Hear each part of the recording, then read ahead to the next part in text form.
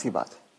तो अब जो आदमी 75 का हो गया, उसने खुद अपनी लंबी उम्र की तैयारी ही नहीं करी, और जब उसने कोई तैयारी खुद नहीं करी है तो उसका परिवार या उसके समाज उनको कैसे तैयारी, वो कैसे तैयारी करेंगे? तो आपका ये कहने का मतलब है कि पहले तो शायद वो 60 साल तक जीता तो बहुत बड़ी बात थी, तो जब तक वो कमा रहा था वो जी रहा था, अब वो 80 साल तक जी रहा है। तो इसके जो परिणाम है वो भी इकोनॉमिक एंगल मुझे समझाइए। इसके इकोनॉमिक एंगल बहुत भयावह है।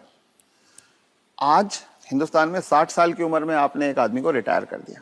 आदमी को अगर 80 साल तक जीना है तो 20 साल के लिए उसको अपना इंतजाम करना है। उसकी पत्नी 10 साल छोटी है तो 30 साल के लिए पत्नी के लिए इंतजाम करना है। औरतें आमतौर पे 5 से 7 साल ज्यादा जीती हैं, तो 35 साल के लिए उसे अपनी पत्नी के लिए फाइनेंशियल इंतजाम करना है और 20 साल के लिए खुद के लिए इंतजाम करना है। आज के इन्फ्लेशन में, आज की महंगाई में कितना भी पैसा आप एक जगह रख दीजिए, क्या वो 35 साल तक खींच सकता है? ये प्रैक्टिकल नहीं है। और जैसे जैसे उम्र बढ़ती जाती है उनके बच्चों की उम्र भी बढ़ रही है जी। जो आज 70-75 का होगा, बच्चे भी तो 50-55 के हो रहे होंगे। वो अपना बुढ़ापा देखेंगे, वो अपनी लड़की की शादी देखेंगे, वो अपने मकान की किस्त चुकाएंगे।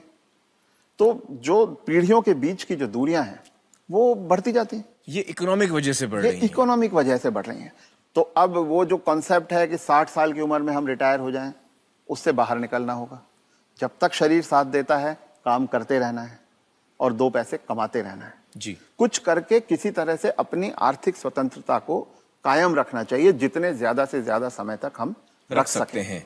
अपने आप को वोकल रखना भी बहुत ज्यादा जरूरी है।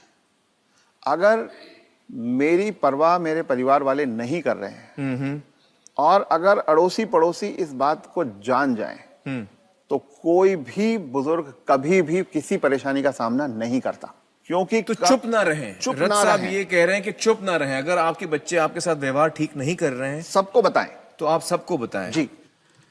रथ साहब, बहुत सारे जो बुजुर्ग हैं हमारे समाज में, उन पे प्रेशर आता है बच्चों की तरफ से कि आपकी जो जायदाद है या जो घर है या जो प्रॉपर्टी है, जो कुछ भी आपके पास है, वो आप हमारे नाम कर दें। इस पे आप कुछ टिप्पणी देना चाहेंगे?